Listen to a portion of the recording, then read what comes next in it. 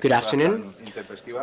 First of all, I would like to thank you for being here during siesta time. Our panel is made up by 3 excellent professionals. Initially, there were 4 of them, but Flora Egea has been unable to attend due to health issue, which is not serious. We have Berta Balanzategui, Counsel Senior of European Privacy and Data Protection at General Electric International. Mr. Carlos Alberto Saiz, Vice President at ISMS Forum Spain, and Mrs. Idoia Uriarte, CISO at Euskaltel Group. Without further ado, let's just start the panel. The title is How Can CISO, DPO and Compliance Officer Coexist?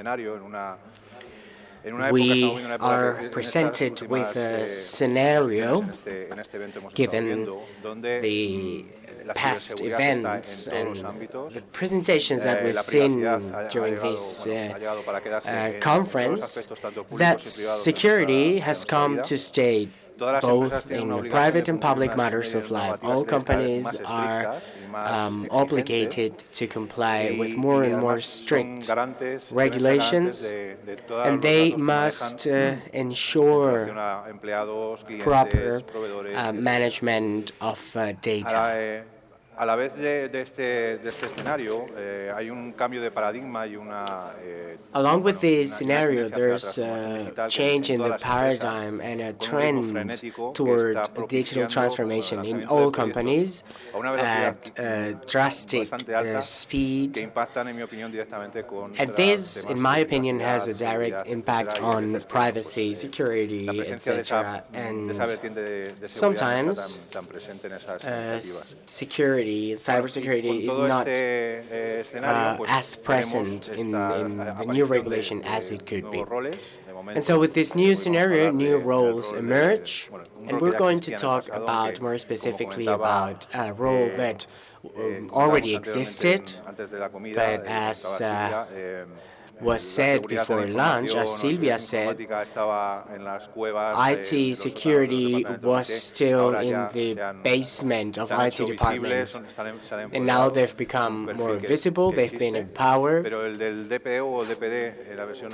But in the case of CISO, or the Spanish equivalent DPO or DPT, are newly created. And we would like to know what your opinion, your insight is as to how these 3 roles can coexist with each other, and if they're clearly defined or differentiated from each other in your companies, which is not always the case. Sometimes there's overlaps. I would like for you to tell us how you work with these 3 roles and how you define them. Good afternoon. I have to say that in the case of my company, General Electric, there are not all 3 roles at a local level, only at a global level. In the case of the Spanish DPO, the data protection delegate didn't used to exist in Spain in the past, but it did in other countries. So with regard to this role, we started by taking a look at old DPO regulation to see how it's regulated in the new regulation. We try to place DPO in a role where it acts as a defender of data. And for other areas, there's the CISO and the compliance officer. We're working with CISO on 2 different levels. First, by using security measures that are part of the company's cybersecurity program, and second, by providing advice on data security. So this is with regard to CISO. Now, when we talk about compliance officer, we have a wide compliance program in place in our company with two big areas. One would be training and what training actions within a compliance officer can be conducted, and then the area regarding policies, which are with regard to data protection policies, but always in contact and in direct communication with the compliance officers. And what's their hierarchy? Who do each of them report to? Well, there's no hierarchy for the DPO as per the regulation. Carlos knows that I say this a lot, that we are somewhat singular, because for us, the DPO is the last link in the privacy program, because we want to improve and fine-tune other more critical elements, because we're not less accountable or transparent for not having a stronger DPO. And compliance reports ultimately to the legal department, and CISO reports to the chief information officers, which is directly in the board of directors at a global level with the CEO. So the reporting lines are quite separate from each other. And I have some ideas in mind for a definitive DPO model, which will be an external model, in my opinion. Although I'm a moderator, and since Flora is not here with us, I would like to say something on my own behalf. In my company, we currently have an external or an outsourced DPO, and in organizational terms, it's much more simple for us to work with an external DPO than with an internal one. When the European regulation started off, the roles and responsibilities were not very much defined. But nevertheless, we have stuck to the external DPO model. Carlos, good afternoon, and thank you for being here, not being elsewhere, drinking coffee. I believe we are in front of a new profession. We had very good privacy professionals in Spain in the past. We've always had them. We've achieved an elevation of this issue in regulatory terms with the European regulation, and we need to prepare for it with the different levels of maturity for each of these positions, of course. But I think that there's a long way ahead. We don't have a professional statute. We have this regulation, but the professional roles and responsibilities of our DPO are not well defined. No methodology has been established, so there's a lot of work to do, both for control organizations and for the European Union.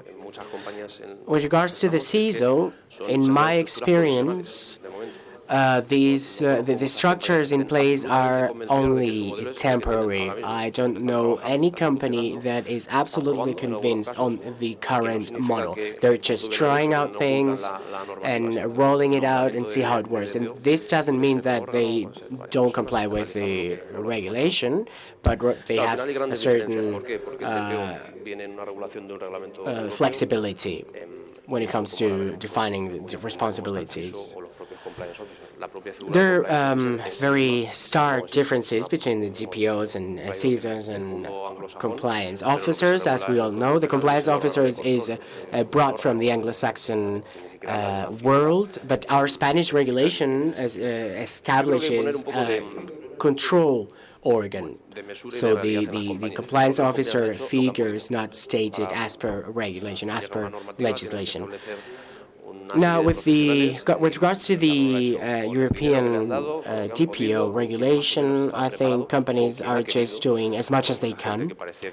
They've done as much as they have resources for. They have chosen certain priorities. So DPOs are existing in those companies that have chosen to work on it on the basis of their own priorities. But it's already complex. There are legal services, all sorts of committees, a lot of different partners and departments in our companies. So within all of these good governance models, we need to find something reasonable so that we can, so that CISO, DPO, and Compliance Officer can coexist. As for the structure in regulatory terms, you know that the European regulation and the Spanish legislation govern this figure of the DPO. As for the compliance officer, there's no specific provision, only some guidelines, good practices, and so on. DPO can be externalized or outsourced, which is another difference. It's supposed to be an entity within the organization, but in operational terms, it can act from on an outsourced basis. And then, as for the other figures, there are different guidelines and practices, but no specific regulation has been passed for the CISO. So we can see that the differences are numerous. I don't know if you've been able to read the opinion of the Spanish Data Protection Agency on the incompatibility of DPOs with other existing figures. We have worked in a document on CISO. We have worked in white paper on the DPO as well, and the CISO, and we think that companies should have flexibility to adapt to these different figures as much as they can, always complying with the norms. The problem of these three lines of defense is that DPO is in the second line of defense, but is also in part of the first line and the third line. And this is important because if you need to control and monitor your business to comply with the legislation, and it's very hard to fit it into one single line. I think that's also presenting some difficulties for organizations. I'm looking at my phone because I've written down the ideas I wanted to share with you, not because I'm WhatsApping. In the ISMS forum, we have conducted surveys to DPOs in organizations to see where they're placed within the organization. And typically, it's a multi-department organ or entity with a tendency towards legal affairs. So knowledge of law is one of the requirements of the DPO, as you know. I would like to highlight three important concepts that we must differentiate from. The first one is independence. Being independent is being able to provide professional judgment with no pressure. It's not the same as the conflict of interest, which means that you may have a particular interest because you have that responsibility or role, and you may have a different interest within yourself, and that's regulated. But that's not the same as having a pressure from other stakeholders. And then the third element is a protection. CISO doesn't have any, or the compliance officers don't have a specific regulation drafted to govern those figures. So I think that we need to see the differences on whether on all of these issues, how it's governed or regulated, can it be outsourced, what are the responsibilities within the organization, are those responsibilities complementary, because according to the law, a DPO can have other responsibilities, always avoiding conflict of interest. In my opinion, and to finish with, we cannot just state in general terms that there is an incompatibility or a conflict of interest as it stands now, because not all CISOs have the same competencies. There are slight nuances, slight differences across organizations. Maybe one CISO is not in charge of industrial area or information, so it depends on each company and how it's organized. So I think that we need to take a look at what the synergies are within a company and try to avoid conflicts of interest. Idoia, as a CISO of the Euskaltel group, how do these roles coexist with each other?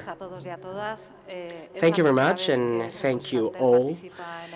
This is the first time that Euskaltel Group participates at ENISE, and so I wanted to take this opportunity to thank INCIBE and the organizers for providing us with the opportunity to participate and show our vision in this regard. This topic is a focus at Euskaltel Group. We are devoting many resources to it, and I wanted to share with you the initiatives that we have in this regard, because we have been taking steps, but of course there's a long road ahead still.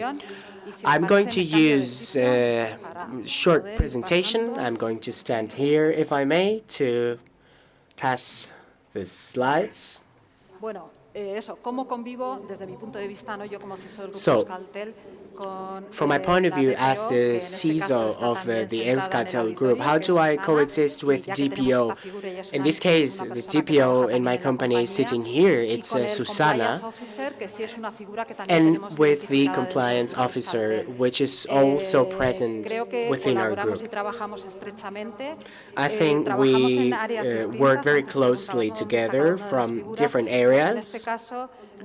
In our case, I am in the technology area, the DPO is in the legal area, and the compliance officer is in the internal audit department or area. So we're in different areas, but we are aware that we have to work in a cross-cutting way with the entire organization and in a coordinated manner. So I'm going to show you how we're doing.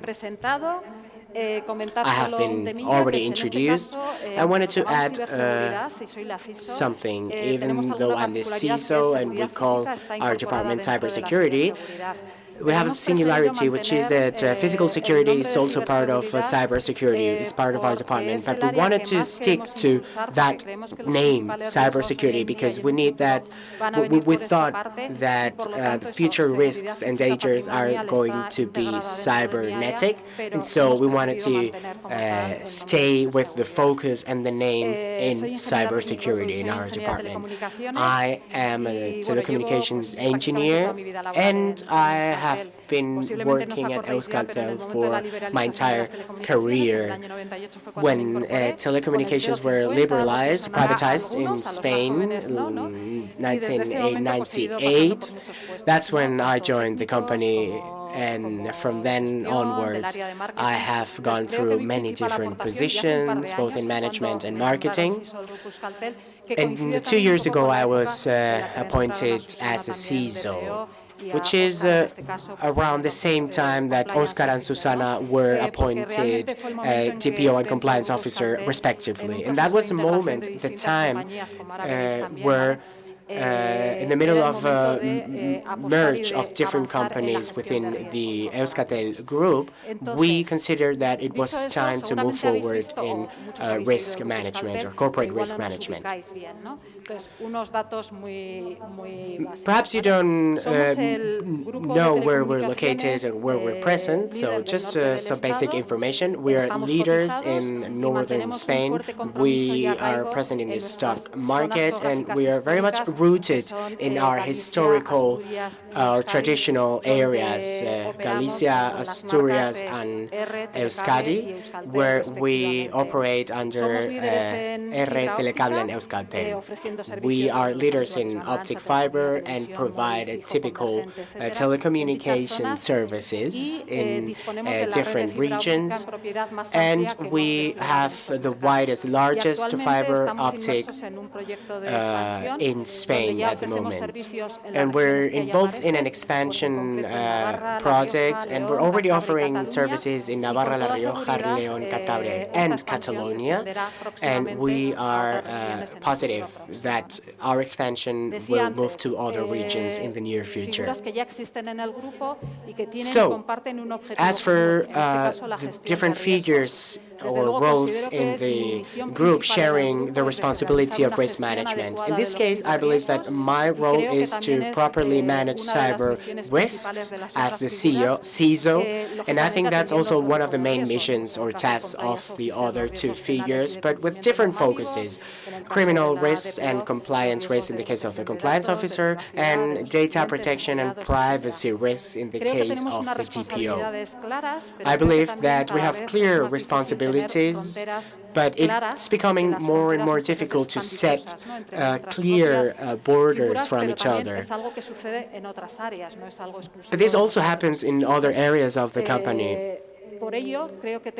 So that's why things like governance, organization, and coordination are also important, and it's necessary to work on providing a clear structure.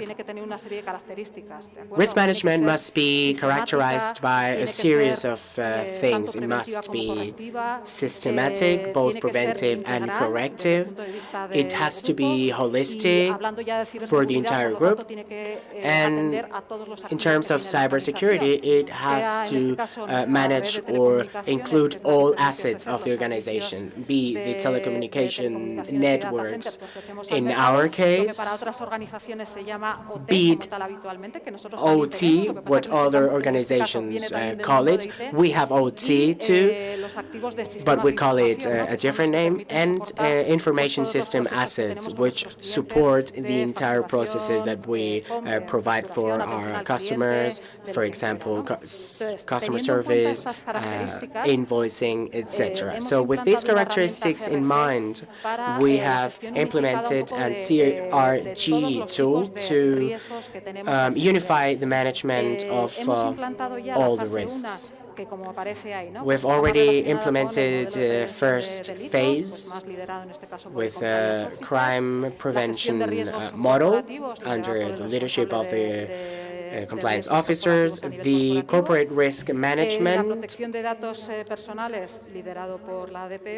the protection of personal data under the leadership of the DPA, and the dashboard of the Audit and Control Commission. At this moment, we are also developing other kinds of risk management measures, as, for example, making sure that all banking or financial information that we offer for our different markets is real and reliable. We're also working a lot on ISO 20001 and all of the controls it requires in order to make sure that that systematic, preventive, corrective, etc. risk management has the necessary traits. And we also have a global compliance model. So this tool has a very specific way of functioning. It has certain workflows, revisions, etc. This is what makes our work consistent, and this also helps to be to be efficient. It helps us share with each other the results that we reach during our different controlling or monitoring actions. And now, with regards to governance, organization, coordination, 3 different roles in 3 different departments, as you can see on the screen. We all report to the board of directors, as well as our direct supervisors. We have the necessary organs in terms of committees and meetings and approval processes for our various policies and actions. And we also work together. Whenever it's necessary, we work together on updating our systems, our policies, our issue management procedures. All 3 of us are coordinated in order to provide our vision to each topic or issue, and also report in as simple terms as possible to the board of directors.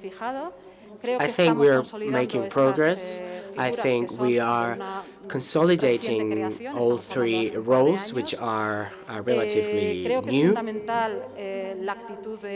I believe it's fundamental for people to have a good attitude in order to make things move forward.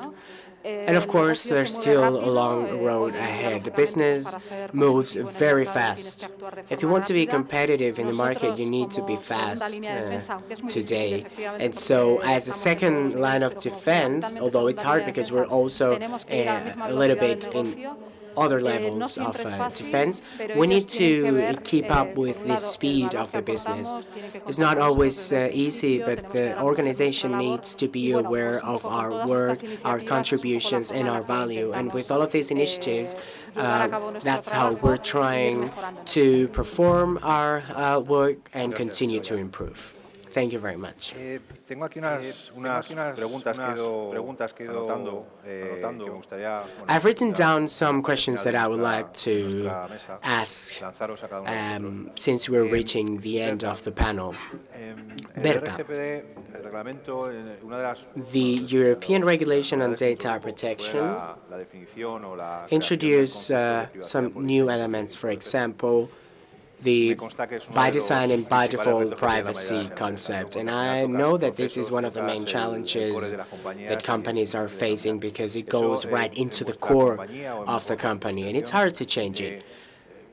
In your experience, how could we, let's say, achieve that by design and by default definition?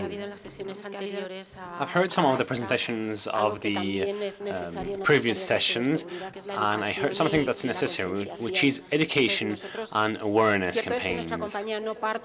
It is true that our company does not come from a privacy implementation program that starts from scratch, because actually we come from an already existing program, but since we have these European regulations, and we fear, in a way, the likely fines, it is true that we focus on the education and the upbringing of people that have projects of data protection to come to us, to our home offices or the privacy offices of their own businesses, so that we can discuss about the privacy of the design by default.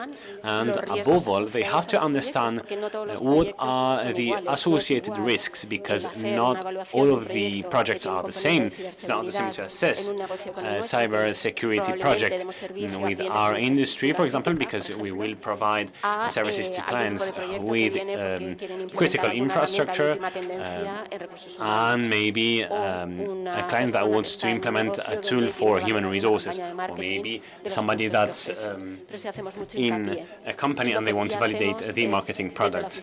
But, however, from this corporate privacy department, we produce documents or supporting documents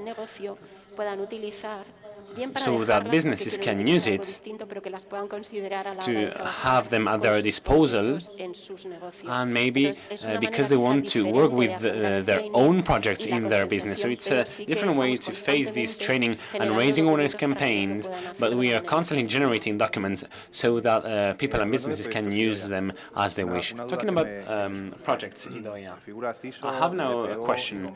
The CISO post and the other ones we're talking about DPO and the compliance officer. Do you share the projects? Do you have a specific sponsor for those projects? Or maybe every one of you presents a specific project and they are in charge of leading it, or maybe they overlap in a way? Well, we do share projects. And when we prepare the management plan for the oncoming years, we underline the main projects for this year or for next year, and usually there is a leader.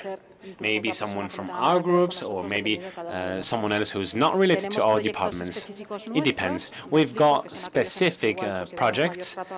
The other ones in which we are more present, but usually we participate in corporate projects in the system or IT departments, and we have to revise all of the different requirements, the legally binding requirements when it comes to privacy, among other topics. So we have two phases.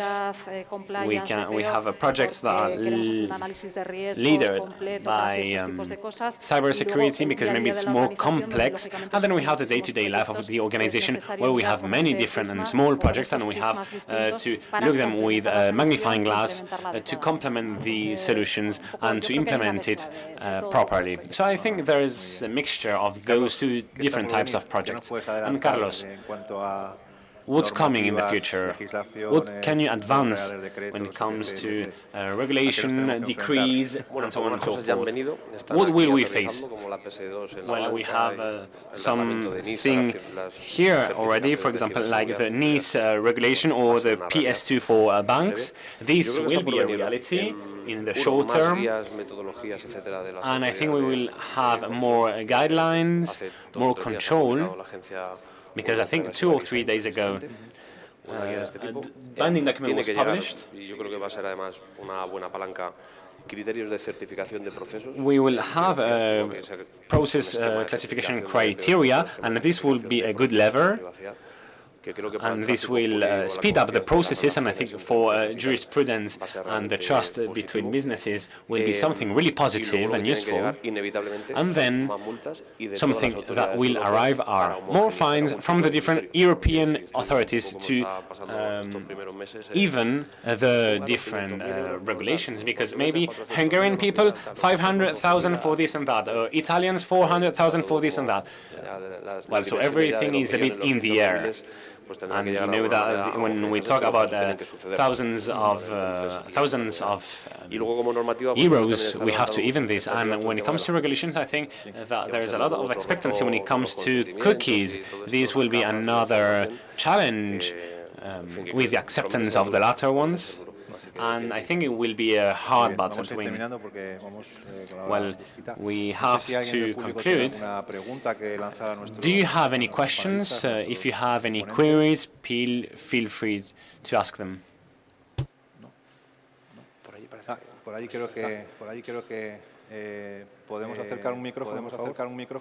Well, I think we have a question over there.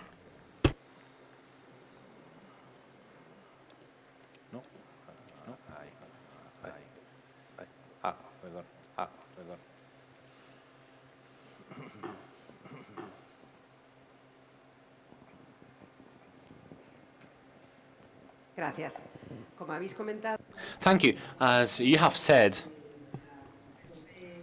we have those 3 positions, and they participate together in this process. So what criteria do you apply if there is a discrepancy or divergence of opinions, because those 3 positions are not the same ones, over the same project? Did you experience this already? Thank you very much.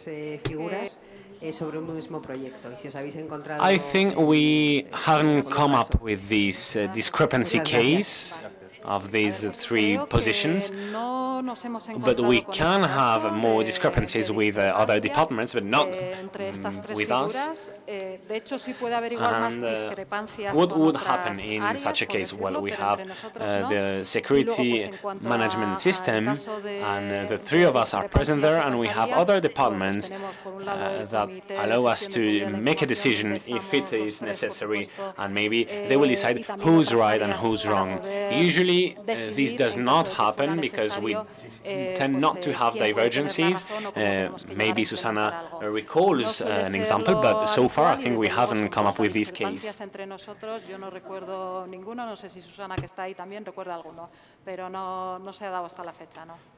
Interpreters cannot interpret without the microphone. We are running out of time, sorry. Thank you very much for your time. Thank you very much for the speakers that were with us today. It was my pleasure.